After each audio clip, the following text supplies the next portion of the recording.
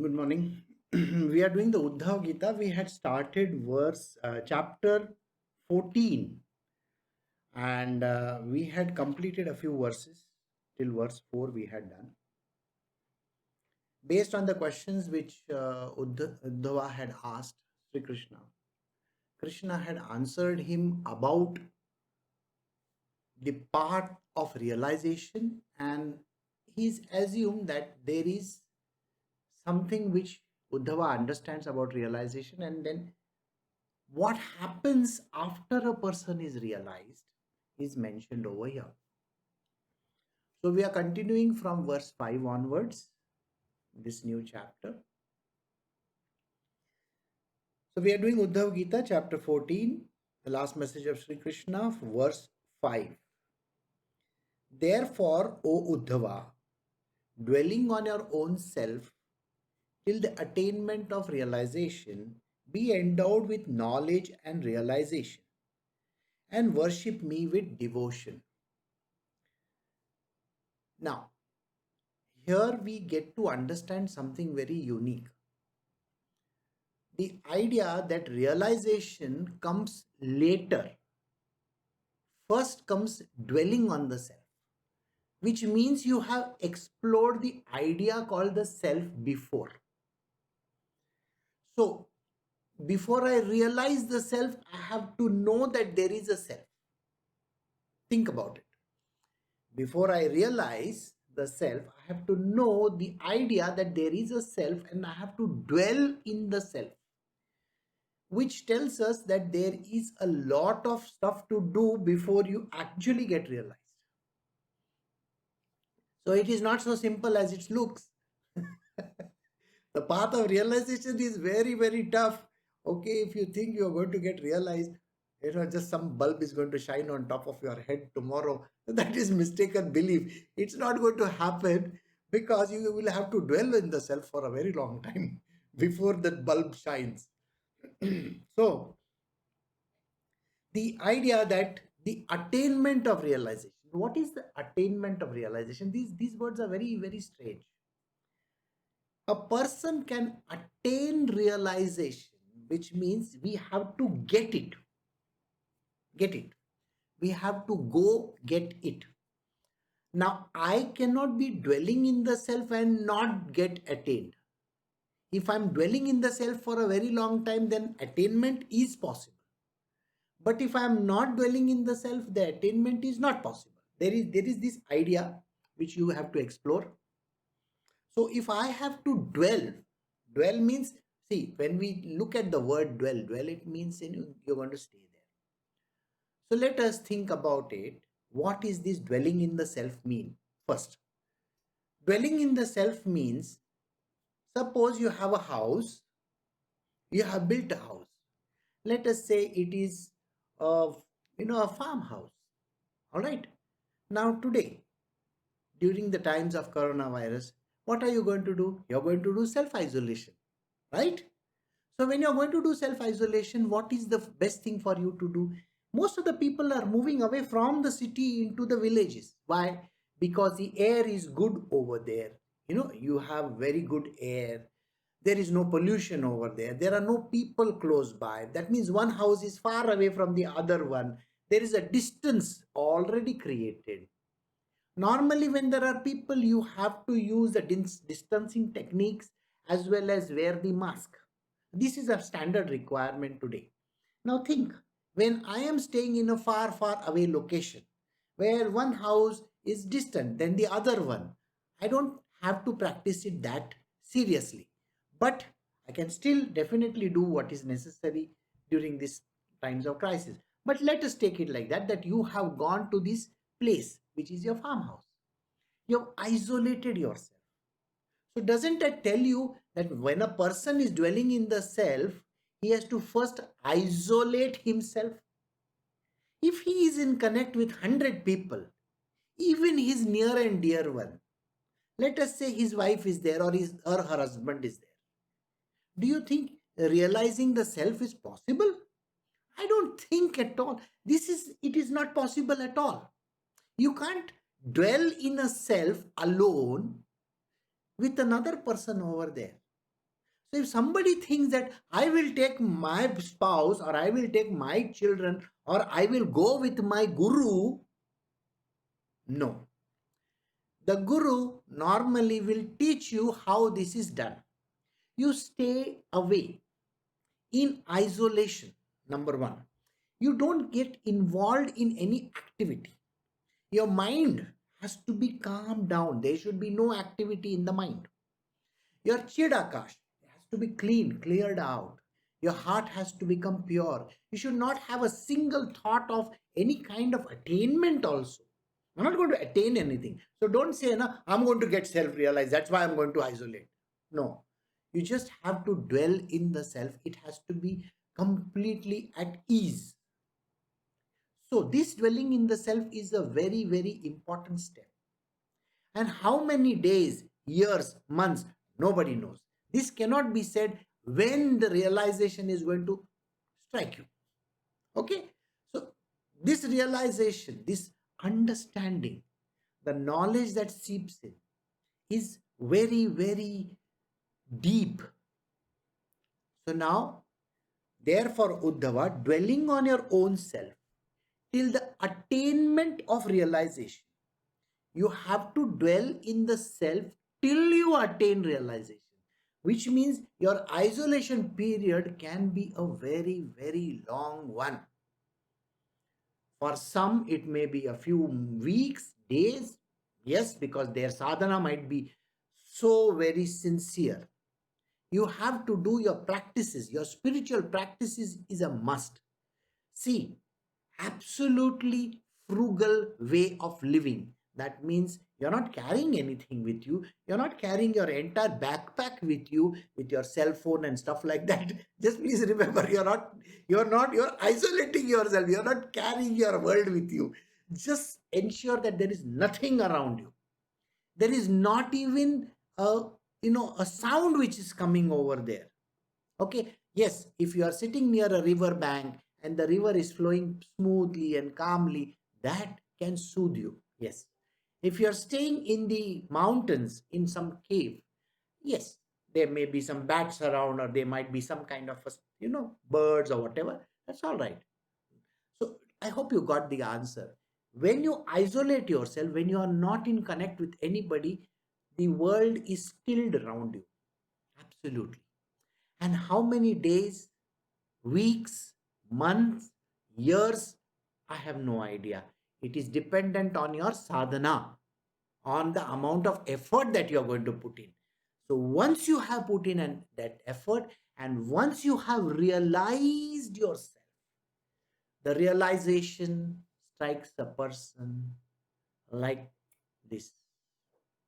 Understand that. It just descends on you, literally. And please understand, it is also the grace of God. It is by the grace of God, by the grace of the divine, that this thing descends on you. Then you will be endowed with knowledge and realization. At that time, you will be complete with the knowledge. That means you are filled to the brim. You don't have any questions arising in your world. Any question that is going to disturb you even this much. The question that will not arise, where am I going to get my food to eat? This question also doesn't arise. Where am I going to get the water that I want to drink? I can tell you this much, these questions have no relevance to a realized being. He is not bothered whether he is wearing clothes or not wearing clothes. He is not bothered that next to him there is a very big snake sitting over there. You have to know this. Even if there is a wild animal or a snake sitting next to him, it really doesn't matter. He's not a snake charmer. He's not a person who is used to snakes or the wild animals, but the wild animals, the snake, and every other creature that is there, including the river, which might be overflowing, it is listening to him. Remember this.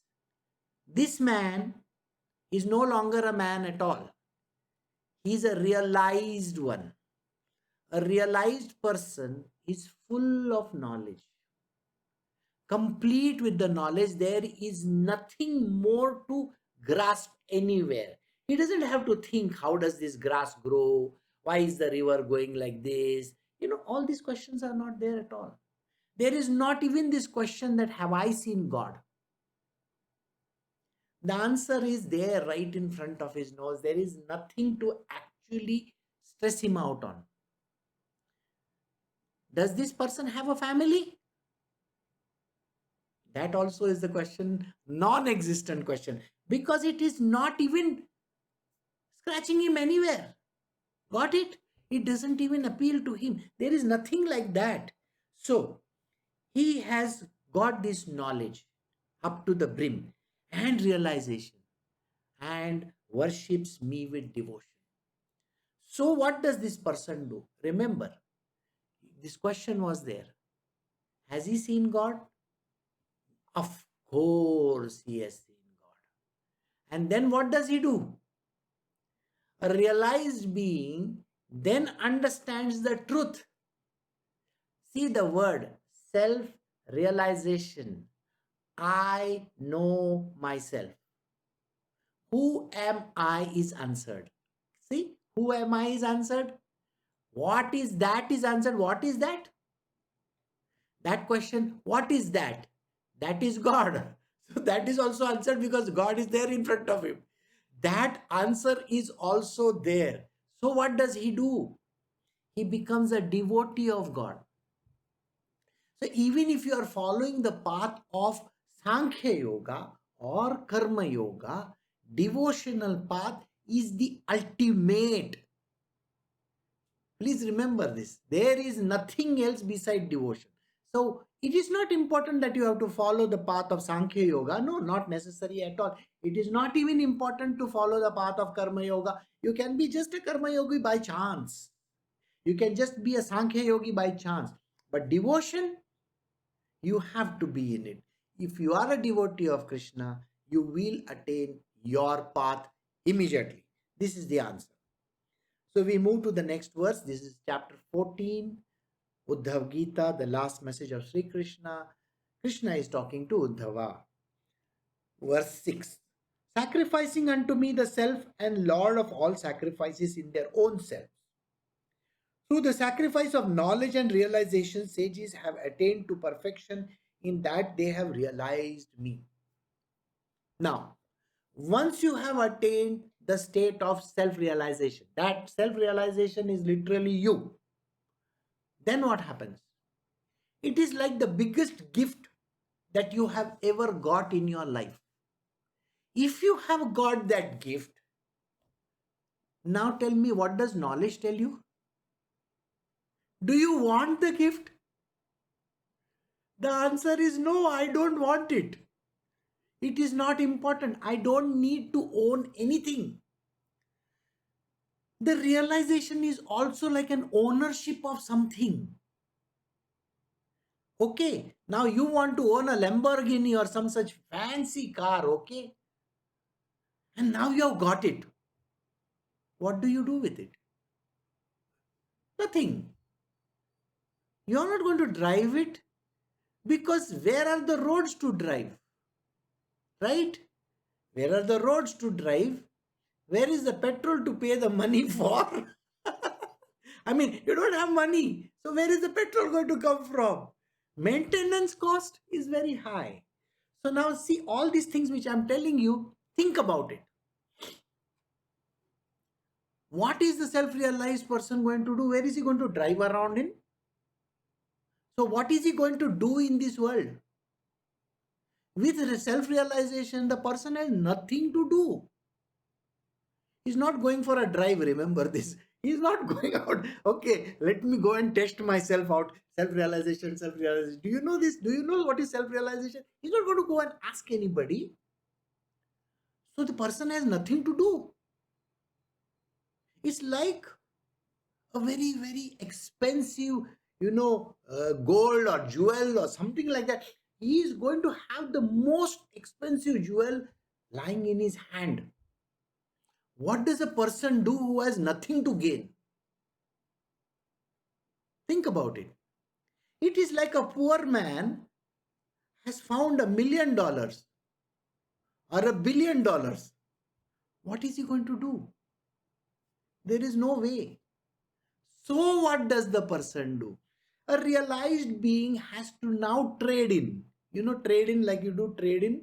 Okay, now I'm going to trade my Lamborghini for maybe a cycle or maybe something like that.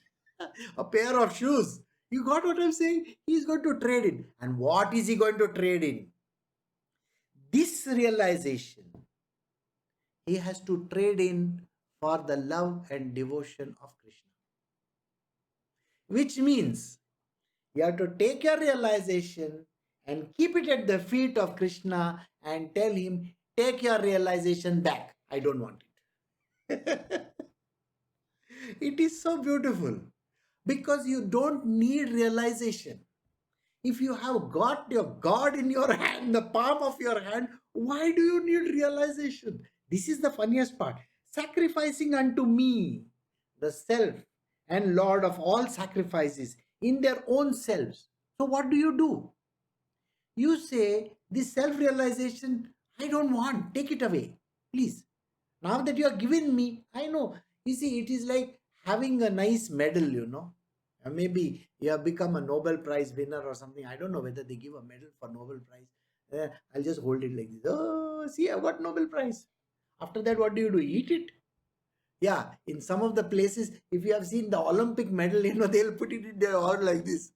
For what, I don't know. Maybe they are testing it out, whether it is real gold or real silver or whatever. But here the idea is, you have got this great medal.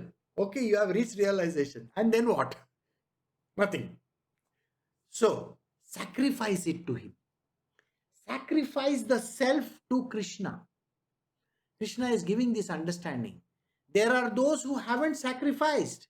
They have reached the path of self-realization and they have said, Krishna ji, I am not interested in sacrifice. Why? Because I don't want to be around also. And they have dissolved. Dissolved. And they have dissolved in the nothingness.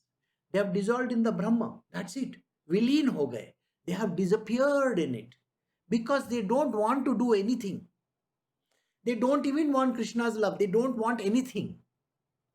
That is what some people have actually done. But this is not like that. I would still love to have that sweetness of love, no? So the simple thing is, sacrifice this unto the me, the great one who is there. I am the master of all the selves. Remember that. I am the master of the self. I am the master of everything. So sacrifice all that to me. Krishna is saying these words. And then he says, when you sacrifice this knowledge and realization, this knowledge which you have got, why do you need it?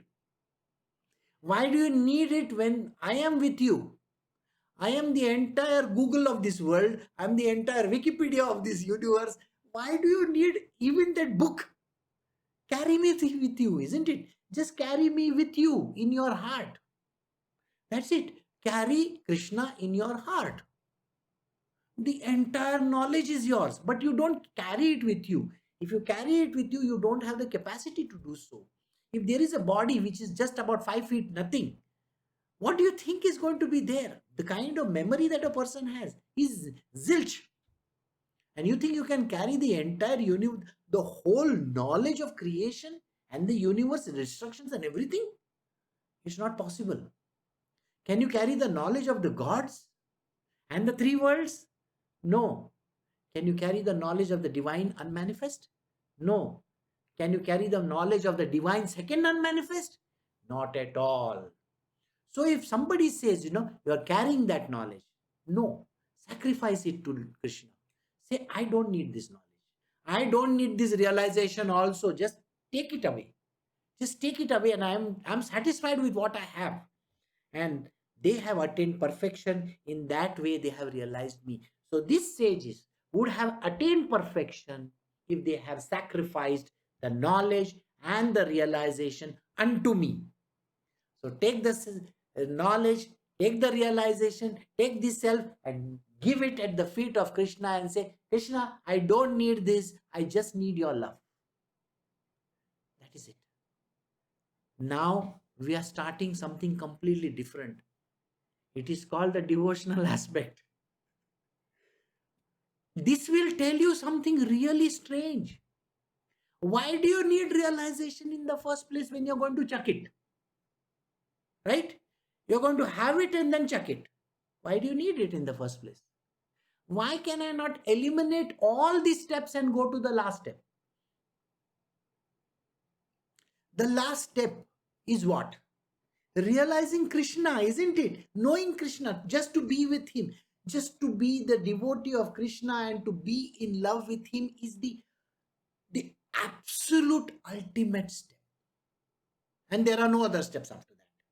Because I am going to attain the second divine unmanifest, which is Krishna himself, which is his abode, and there he is a supreme person. If I am going to get that, why do I need these in between stages? I don't want to travel by train. You got the point? Why do I need to travel by train and stop at all the stations and then go ahead? Somewhere the train is not working, somewhere the bridge has blown off, something has happened. Why do I need that? I will take a flight, direct flight from where I am, and I will say, give me a direct flight to Krishna's heaven. Huh? Which way? And you know what you have to pay for? There is a visa stamping to be done. Okay. A visa of love. Okay. And the passport of devotion. That's it. If you have this, the passport of devotion and the visa of love, you can attain Krishna. Direct flight over there. You don't need to go through any of these middle stages. So we are going to now do that. So let us see. Now, before he ends, Krishna is giving a wrap up of all these things. How does he say this? So this is verse 7 from chapter 14, the last message of Sri Krishna. The threefold modification, O Uddhava, which has come upon you is an illusion. For it only comes in the middle and is not at the beginning and end. When birth and such other things befall it, what is that to you? For that which exists at the beginning and end of an unreality alone persists in the middle. Looks like a bit twisted, isn't it? Okay, I'll just give you an understanding of, is your life from the time you were born till you die one stretch? You may say, I was born in a certain year. All right? You are born in 80s, 1980 maybe. All right? And today is 2020. So how many years have gone by? 40 years. Okay, let us think. You have started at 1980 and you are now at 2020. You will be dead at 2060. Okay, I'm giving you an 80-year lifespan. Okay. Which means you will survive the pandemic also. Okay, let us think about it like that. So you are going to be, so you may say, oh, I was born in 1980. That means I started my innings when I came from the pavilion into the ground. Who has told you that? Anybody told you that you started on that 0 day? There is no 0. Even in dates, if I go date-wise, go backward in time, there will be 0, AD or BC or what, God knows what. No idea, isn't it? Do you think that's where it stopped? And they say, okay, from today we will start this world. And you crank it and it start working. Something like that happened? No. The earth was already there. So you will have 1 BC, 2 BC, 3 BC, 4 BC, like that you go to 100 BC. Okay, 200 BC, 300 BC, 400 BC, 500. Can you go how backwards, by the way? How back, further? It is endless. This side, we are in 2020. So can you go ahead? How many years will be there? Endless. I can't even tell you when it is going to be. It is an endless thing, here also and here also. Now think about yourself. So 1980 is not the date of your birth. Sorry. 1980 is when you put on these new clothes. You know that story, emperor and his new clothes? Like that. You are the emperor, you have put a new clothes. And at the end of the day, you will remove them. So at the end means what? Say 2060, you may remove your clothes. That's it. But you are still there, no? Huh? So where is the question of the beginning or the end? Any person who thinks that he is began at a particular life and ended at a particular life is mistaken. Why? Because who can understand this? Only the spiritually perfect will understand this. The average human being has no idea. He thinks that today is my birthday. Okay, let me cut one cake. I become old, you know. How old? 84 years old. Why? 84 years old. So sad. You will be dead very soon. But you're already dead and you're already born again. So, new bodies. You take new bodies. Because you have not finished your battle with karma. The karma is going on. It's like a never ending story. So you are just somewhere in the middle only. You are neither here nor there. There is no beginning and there is no end there. Got the answer? You are always in the middle. Beachwala. You know what, in India beachwala is a wrong word, but you are somewhere in the middle only. You are not neither here nor there. So Krishna is saying, see, you are always in the middle. You are never in the beginning or never in the end. If you think you are in the beginning and the end, that means there is a termination point. There is a beginning point and a termination point, but you are an eternal being. The self is eternal. The self is eternal. The soul, the spirit soul is not. But soul is eternal, isn't it? You are the soul, the Paramatma's being, like a small fellow. Now, where is the question of termination there? You are not going to terminate. Just because you are dead doesn't mean that you have gone away. And by the way, the moment you say dead, now then you will think of, oh, we are going to have a seance and we'll ask you, where are you born now? Okay, all that funny thing that happens in this kind of places. Yeah, let us call on Mahatma Gandhi. Why you want to call on Mahatma Gandhi all the time? A poor fellow is irritated over there every time somebody wants to call him.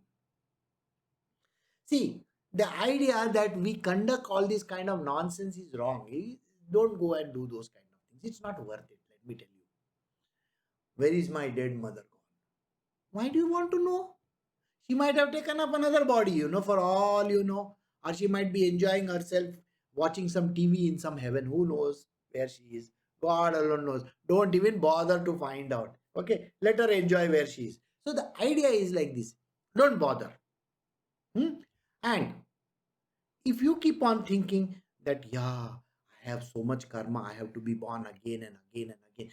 That is the reason why you are learning this book, isn't it? You don't want to have this rebirth and rebirth and rebirth. Why do you need this rebirth? Why do you want to meet the same person over and over again? Maybe that person is a grasshopper and you may be a snake. You will eat him up. Poor fellow. Okay, I'm just talking about next life. You may be born as a snake, like that, and you see that grasshopper jumping, or maybe like a frog. Nice, yum yum.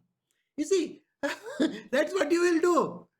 In your past life, he was your husband, and now he is your nice, chicken tandoori for you. What is this? So why bother so much about it? So, this. Though I am making fun, but it is very serious. Let me tell you, this idea that like we have to be in Hindu. This thing we say, Saat Janam. 7 lifetimes we have to be together. The husband and wife will be together. They say, oh my God, why do you want that person with you? Think about it. You want that person with you in 7 lives? That is so silly. I will just imagine in the next life, that person may be a mongoose and you may be a snake. What is going to happen? He's going to bite you. Okay, so don't get into that kind of a thing. Okay, so the problem is that is never understood. Why is it so important? So you have to let all this nonsense go. Let it go. Let it go somewhere. What is it that you got to think about it? You are in the middle, and this is a chance of a lifetime. So the threefold modifications are there. The threefold modifications, what are these threefold modifications? This, can you see this hard stuff? Okay, this is the threefold. That's of one. You got three kinds of bodies, isn't it? This is one body which you can feel, touch, and experience. Inside that, you have got the most stupidest body of all. It is called the subtle body. You know what the subtle body is? It puts you in so much trouble you cannot even imagine. It is called mind and intellect. And in that prana. Mind body? Yeah. That is the worst one of all. It keeps on putting you in so many traps. You just open your mouth and praise someone. You have done a great job. Just imagine your mother has served you a very nice fish dish or something like that, and you say to your mother, "You have this fish is so nice." Actually, it was not nice. There was too much of all the khatta and all the kind of stuff in it. There was too much of imli in it. Too much of it was tasting bad. Now, the moment you give her this answer, it was so nice. You're just trying to pander to her, okay? The next time she is going to give you worse than that. Okay? Please understand this. She is going to put more of imli in that thing, and then she is going to give you, how is it? Yeah, it's very nice. Just now we were watching one person, he is going and trying out food at every place. He's not giving an expression on his face. And on video, this person can't say that anything is bad. It's the same thing with your mother also, or with your wife also. You can't tell her your cooking is the worst of all. You can't even say this. Why? You are afraid. One is you won't get to eat next time. You see, the problem is no food will be served to you. And immediately the answer is what, You didn't like it when I made it last time. I gave it to you last time and you hated it. That's why I'm never going to make it. Which eliminates literally all the cuisine, isn't it? Because anyway, I don't like anything. So every cuisine is eliminated. So from next time onwards, you go hungry. Okay, so small jokes which I made. But please understand these jokes are important. Why? Because at least, you will know that these are called the modification. And who tells you all this nonsense? The mind. Why? Because your taste is connected to the mind also. You see, you may taste something with your tongue, and the mind says, it's not good. And then what happens? But you can't show this expression to the person standing in front of you. That person is eagerly looking at you. What is he going to say? What is he going to say? And like a guinea pig, you will have to say, so nice. And when the person goes away, you chuck it away. It's like that, Think about it like that. So the mind is the dangerous one. That is the second modification. And the third modification is called the happy body. It is the most ignorant of all. It doesn't even know that it is there, by the way. It is always thinking that, oh, I am so good, I am happy. Mr. Happy Singh. Okay, I am the happiest one among the lot. Why? Because I am a body. I am happy body. They just call me happy body, but I'm the saddest one of all, by the way. But I can't tell the world I'm the saddest one because I'm entrapped. Got entrapment? He's entrapped. He doesn't know what to do. He's the one who is closest to the self, and yet he's entrapped. Imagine this. Have you seen those videos where there is a tiger inside that glass cage? And they leave one cat in front of him. And this tiger is looking at that cat. And I'm sure those videos are there online. Go and see. The big cat is looking at the small cat. And there is one big glass over there. He can't play with that small fellow. See? The whole problem is you can't play with the small fellow. So you are like the big cat, entrapped by the glass, which is called the happy body. Okay? Anandamay Kosh. And the person beyond that is that happy fellow. Actually, really happy one. Huh? Because he is free. Huh? The Jivatma is free. And he's looking at you as the idiot. Look at him in the cave. Look at him in that glass. He's such a big, like that, big tiger or big elephant or whatever the hell that is. And look at him. He's entrapped. He doesn't understand anything. Got the point? So it is like that. So these three things, these are the three modifications which, Uddhava, which have come unto you as an illusion. All these three modification is an illusion. None of it is true. None of it is true. Okay? For it only comes in the middle. It is only when you are there in the middle that it comes about. I explained the whole concept of middle to you. There is no beginning and there is no end. Got it? You are always in the middle. Middle of this upheaval that is going on in your life.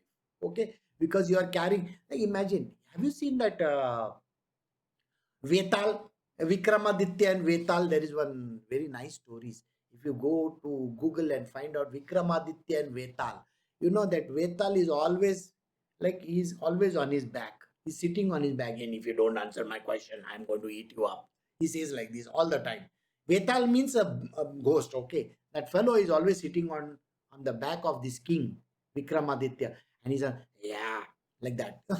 Just think like that. And who is this Vetal on top of you? You are the self who is realized, who is already liberated, but you don't know that because there are three ghosts sitting on top of you. What are the three ghosts? The first one is this happy fellow. He's always happy. He does that. Have you heard those banshees? The way they'll do like that. This guy sits on your back and he's always laughing. He's laughing at your stupidity. Okay? He's laughing that you are always trapped. Second one is this mind body. He keeps on telling you, see, I'm going to teach you all these beautiful things in this world. And there you got it. Your mind body is irritating you, no end. And then you have the third, the gross dead, the real dead man. The real dead man is this physical body of yours. He's just walking like a zombie. Like that. Okay, on this earth, zombie. Then what happens? There is a problem there. These three bodies are literally like ghosts on our back. And that is the reason why he says, you are in an illusion. So I hope you understand this. The true being that is you, whoever is this person that I'm talking about, is called the self. The self is entrapped by these three. And they sit on top of you and say, you are not this body. What? I am all these bodies. This thing which you think is the self, no, that self has no body. You know that, no? Self has no body. I am your bodies. These three guys, these three ghosts will say, see, I am your body. Okay? So one, the happy fellow. Second is the subtle fellow. And the third one is the gross fellow. Okay? They're all gross fellows. Not worth it. I think we are very slowly moving towards another two more bodies. How? I'll give you an understanding. See, already we are carrying three bodies with us, right? Okay? Three bodies are there. All right? Now, the clothes that you wear will be the fourth one. And the fifth one will be like, that Iron Man type of a suit. Why? Because you will have to be covered from tip to toe. Oh, why? You cannot get into the atmosphere outside. Yeah, of course, you will have that small air conditioner inside so that you can cool yourself. Yeah, all the air will be filtered and you will be going in that space suit. Everybody. So 5 bodies total you have to carry. Imagine, you yourself are a dead weight to yourself and you have to carry all these 5 idiots with you. How is that? Somebody said, Guruji, I don't think we need to wear any clothes below this exoskeleton of ours. I said, don't be stupid. When you remove your exoskeleton, everything is going to be seen, no? What? So you got to wear this one more body, which is your, just now, the clothes that you wear. I mean, have you ever seen this Batman without clothes or what? Or Superman without clothes? I mean, just think about it. I know he wears his underwear outside. That's a different story. But have you ever seen him without clothes? No. Even that Iron Man is with clothes inside. See? He still has clothes inside. So there are total 5 bodies. 3 You understood happy body, which is called the Anandmay Kosh. Second one, which is also called the causal body, by the way. Causal body is there, subtle body is there. Subtle body, I told you, mind and intellect and all that. And the third one is the gross body, the worst kind of all. Yeah. Then you will be having clothes. Okay. For me, I'll have to carry one chashma also. Otherwise, I can't see. See, there's a problem there. And the fifth one, you're going to be having an exoskeleton. Exoskeleton, or that, are the space people, they carry this, space suits like this thing. Because of this pandemic thing is increasing like nobody's business. How are you going to survive in this world? Imagine going to the beach with these 5 bodies. You can't even touch the oceans. Okay, and by the way, you will have a communication device inside that body only. All right. So now I think I've given you a future how we are going to be living like this. So now Krishna is saying you have threefold. I am giving you fivefold. All right. When birth of such other things befall it, what is that to you? For that which exists at the beginning and the end of an unreality alone persists in the middle. So what is there in the beginning is there in the middle also. You ignorant fellow, you don't understand this. Get out of this illusion of your life. All right. So now we are going to start with the questions. Okay. The questions of Uddhava. Uddhava is so irritated now. He says, Krishna, you have told me so much, I am become more confused than ever. All right. The more you learn, the more confused you are going to be. That is the reason why devotional path is so simple. No questions at all. Okay, so let us see. So we are doing Uddhava Gita, chapter 14, verse 8. The last message of Sri Krishna. Uddhava said, O Lord of the universe, O thou whose form is the universe, please tell me how this pure and ancient knowledge which is coupled with dispassion and realization becomes steady. Please also tell me the systematic practice of that devotion to thee with the great seek. Which the great seek. Which means what? So now Uddhava is asking Krishna this question. He says, hey, you have been telling me so much, that this is the way of achieving, this is the way of achieving, this is the way of achieving. I have heard all that you have said. How much, Rasan?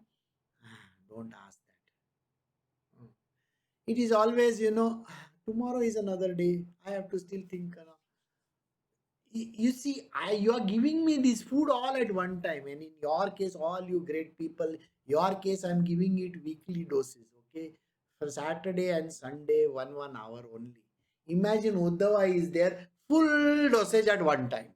Because anyway, Krishna is dying after this, right? Krishna will be dead after this. All the story is over. And Uddhava, poor fellow, has to go to which place? You understand where he is going? He is going to Rajasthan. Okay. And he is going to meet Mr. Brahmaji over there. It has tapasarya over there, by the way. And he just lets go. That is the story of Uddhava. Anyway, come back to this part. Uddhava is still asking the question, okay, please tell me how this pure and ancient knowledge, this is pure and ancient knowledge. Why? Because only Krishna can tell you this pure and ancient knowledge, Anybody else can tell you this ancient knowledge? No, I don't think so. Somebody has to write it down. Correct? Somebody has to actually write it down somewhere, right? Then we can go and explore that and say, oh, it is written in this. Got the answer or no? Huh? Or if you go to the Egyptian places, all those pyramids and all that, it's written, it's carved on the wall. Hieroglyphics, they say, but that is also some 5,000, 7,000 years old. But he is talking about beginning. So who can tell you about the beginning? It's not written anywhere. It's only Krishna can tell you about the beginning. Nobody else has the right to even tell you this answer. Only Krishna knows the beginning. You should know this. Only Krishna knows the beginning. That is why he can tell you about it. So Uddhava is telling, see Krishna ji, we know. Okay, you are that pure and ancient knowledge. You know about this pure and ancient knowledge, which is coupled with dispassion and realization. Now you told us so much about dispassion and realization. Now I have got little, that 1% is there. But I still have to go and meditate somewhere. Okay.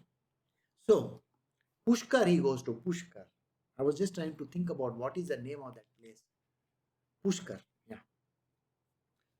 All right. So, coupled with dispassion and realization becomes steady. When you have realization and dispassion, then only you get the steady knowledge. So, he's saying, see, this is the steady knowledge. Please tell me about the systematic practice of devotion. How do I practice this devotion to you? So, can you please tell me all these things? Because you have been telling me, I have to do devotee, I have to become a devotee, I have to become a devotee. So, even if I do this Sankhya Yoga or Karma Yoga, what is the point? I still have to come to devotion. Okay, so I just want to go to devotion. So tell me how this devotion is achievable. So we'll do the next verse. We'll do two more verses because these are only questions. So let us see these two verses. So, verse 9, Uddhava Gita, the last message of Sri Krishna from chapter 14. O Lord, for a man smitten by the threefold afflictions and suffering torment in the dire pathways of the world, I see no other refuge than thy feet, which act not only like an umbrella, but a rain nectar. So, poor fellow like me, okay, Uddhava is pointing to himself and he says, yes, Krishna, I am that poor fellow who doesn't understand anything. See, I have these 5 bodies and now, Krishna knows, he's telling me I have 2 more bodies. What am I to do? I don't understand. So he says, okay, for your sake, I'll say 3 bodies only, but for his sake, I have to say 5 bodies. All right, I am carrying these 3 bodies with me and I am completely smitten by it. I am so much in love with my body outside. Yeah, you don't know. I do yoga, I do pranayama. Early morning, I stand and do the Surya Namaskar also. Yes, of course. I do the Surya Namaskar. Then I go and do some yoga and I do some heavy breathing. Actually, I'm trying to clear my nose. Okay, you please understand. Every night when I sleep, now my nose gets filled up. That's why I do these breathing exercises. Why? Because that is what I think my body is supposed to do. And after that, I go for a walk and a jog and a run and all those kind of things. Why do I go for a walk and a run? Because you see, I get suffocated, with this body. I just got to loosen myself a little bit. My hands and legs, they have got stiff. So I do that. So all these things I'm doing. I'm really trying to look handsome and good looking for the men, and for the women, I'm really trying to keep my figure trim. Yeah, I really try very hard. I'm trying to be very slim. See, I got little bulges here and that. Don't look at them, by the way. But I have to control them. So I have to go for my jog and my run. Yes, I do my yoga and all those kind of things. I do a little bit of breathing also. When the person in front of me irritates me, I get very angry and I have to breathe very hard also. I have to do like this. Why? Because I get very angry with that person. What do I do? So I'm doing all this to maintain that stupid body of mine. Okay? And the mind, that is the most difficult to maintain. So Uddhava is also telling Krishna the same thing. He says, you know what? I find it very difficult, but I got to maintain this body. Imagine I am today, tomorrow becoming mindless fellow. I don't know what I'm going to eat. See, you will give me anything. That same thing which I don't like these aubergines, this eggplant, and you're going to feed me and I'm going to eat it as if, because I don't have a mind. That is the reason why I really got to have my mind in place. So I am carrying these 3 dead bodies with me, one on top of each other. See, and I have fallen to all these things. These afflictions are there. What do I do? And these sufferings are torment the dire pathways of this world. And what are all these sufferings in my world?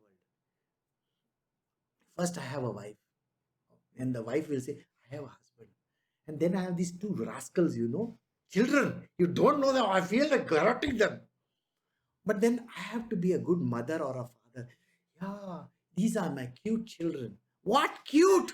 Nobody is cute over here. You have to understand.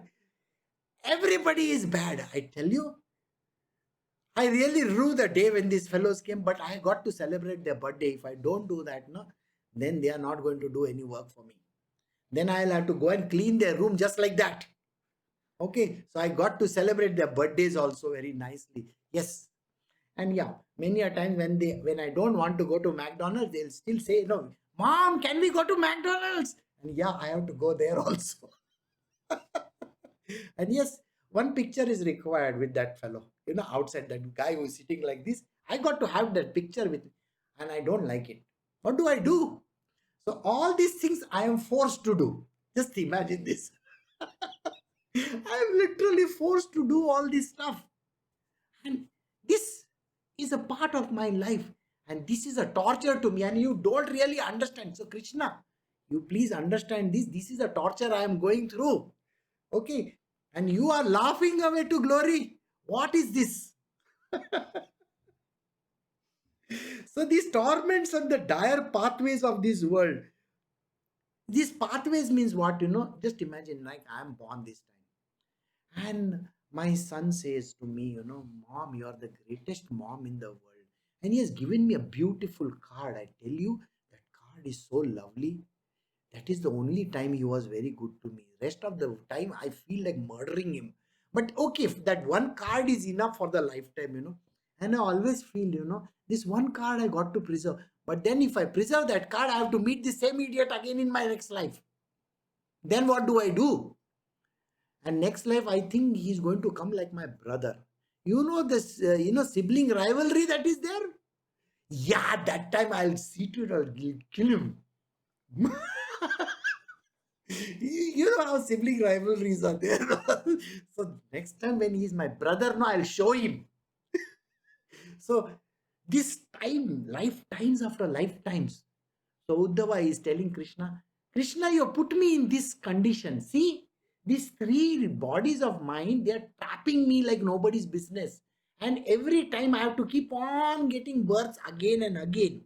So he says, please answer my questions properly so that I don't have to meet these people again. All right. So I see no other refuge than thy feet. So I have come, please, I'm begging at your feet, I'm going to fall at your feet. Please teach me this method of devotion so that I can eliminate all this nonsensical stuff in this world. Right? So, yeah. So, only like an umbrella, but also this rain nectar. It's like an umbrella on my head and like a rain nectar. You see, when I go out in the rain, I feel so nice. Yeah, next day I have to use Vicks. That's a different story. But I have to go out in the rain. The first time, when it rains, it feels so nice. Yeah, some people have this, I don't know. Over here, there is a very peculiar thing that happens. My room is next to these clothes hanging outside. And the paranoia is such that every time it rains, I have to run outside. And these people find torturing me like that. Okay. So anyway, the rain is also like that. So Krishna, your words are like this rain. Okay. And I want to be at your feet. So please, please, please answer me these questions so that I can get rid of all these fellows in my life. Okay. So I can come to you straight away. So the verse number 10 from chapter 14 says, O thou of wonderful powers, deign to save this man fallen into this worldly pit and bitten by the snake of time, and withal thirsting violently after trivial pleasures, and sprinkle him over with words that conduce to liberation. So please, Krishna, please, please, please. He says, you have got these wonderful powers. You see, when everybody thinks, Krishna has these wonderful powers, they will come and they will torment him no end, I can tell you. Yeah, I'm his voice, that is why I'm telling you. They'll come and, Krishna, you got these magical powers, can you use these magical powers and do this to me? What? See, I want to get rid of this fellow. What do I do? You think Krishna is sitting over there to get rid of all your stupidities? But no, even Uddhava thinks like that. Uddhava is thinking that, Krishna, see, I'm coming and sitting next to you. Right now, I'm sitting next to you only. What? This is the story going on between Uddhava and Krishna. Okay? And this is from the Bhagavatam. Bhagavatam is a very, very beautiful text. All right. So, this is a story from the Bhagavatam. And in the Bhagavatam, Uddhava is telling Krishna, but how is he telling? Bhagavatam, how it has come about? I'm sure you know now that, the king Parikshit. Right. From there onwards, Sukdev is telling him that story. Now, Sukdev's story was told to Parikshit, which is heard by Sutta Goswami. And Sutta Goswami is telling us this story, which Krishna has told to Uddhava. So, got this. This is a whole line of things. So don't forget where it comes from, okay? Because see, somewhere in the middle, all these people have to be given credit. So my credits are rolling just now. So I am giving the credit. Parikshit, starring Parikshit, starring Sukhdev, starring Sutta Goswami. Like that, I have to keep on giving. These are credits. So here, what is happening is, he says, Uddhava is telling Krishna. So we are continuing with the dialogue. He says, Krishna, you know you have all the magical powers. Of course, you have all these magical powers and you can save any man. Okay, I have heard about this, you can save any man from any place. I just want that thing. So he says, any person who is bitten by time, which means what? Those who are in the cycle of rebirths, just now only we did that. You are in the middle, neither the beginning nor the end. But next time you have to wear another exoskeleton. Why you want to do that? 5 bodies. Oh my goodness gracious. 5 bodies. But sorry, for all those people who have not heard this properly, you will get 3 more bodies. How is that? Okay, I will tell you how it is. The 2 bodies will always be with you, which is called the subtle body is always the nonsensical one who keeps on talking nonsense to you is always with you. Why? Nonsensical people carry nonsensical bodies. It's like a parrot sitting on your shoulder. He's doing like that. And then you have the inner one, which is called the causal body, which is a happy fellow. Happy fellow is always there. He's always laughing. See this. Like this idiot is getting 1 more body now. Okay. So these 2 bodies you are always traveling with. One life to the other, to the other, to the other, to the other, to the other. So subtle body and causal body, you keep on journeying further and further. And then every life you get food body. And now because of coronavirus, 1 more body and then 1 more skeleton on top of it. So all these 3 bodies you will get additional. So did you get that? So all these are going to come to you. So because of the snake of time. Okay. So he says, and I'm thirsting, and withal thirsting violently after trivial pleasures. Well, these 5 bodies, they keep on seeking treasures. What are they thinking? I still wish, that they will stop manufacturing this iPhone. I don't have to think of iPhone 25 and iPhone 26 and all that. Oh, yeah, we are still in iPhone 12, but what are you talking about iPhone 25 and 26? Don't worry, it will still come. Why? And everybody is going to come back. There will be at least a millionth version of Batman also to see. Of course. And at that time also you will still say, that Batman which was played by that fellow was the best. Okay. What is his West? He was the best Batman. Why? And there were no such, gimmickry at that time. So that life of yours, you will still be thirsting for all the iPhones of this world, all the beautiful gadgetries that are there. Yeah. And how many Sophias are going to come? Don't ask me. Okay. So, and sprinkle him over with words that conduce to liberation. So please, Krishna, I want you to give me this knowledge, okay, of getting out of this, all this nonsense that I am being. So many bodies you keep on adding on top of it. Those who live in the cold countries, they have 5 more bodies on top of their 3 bodies. Why? Because they have to wear thermals also, this one also, that one also, and carry 3 more coats. Why? Because it's very cold over there. The only thing you can do is rub your noses and say, namaste. Rubbing noses, by the way, is not allowed nowadays during coronavirus. So don't rub your noses also.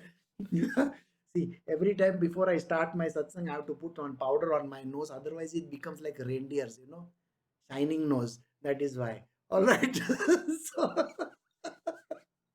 So now you understood.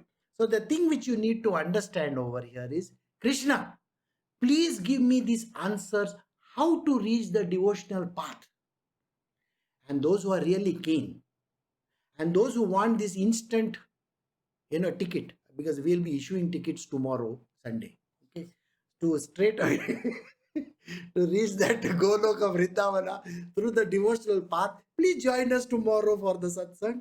Okay, same time, 6:30 a.m. in the morning, and wear your masks. Okay, when you go out, wear your mask, and social distancing is a must. Bye, take care. You have a great day today. Bye.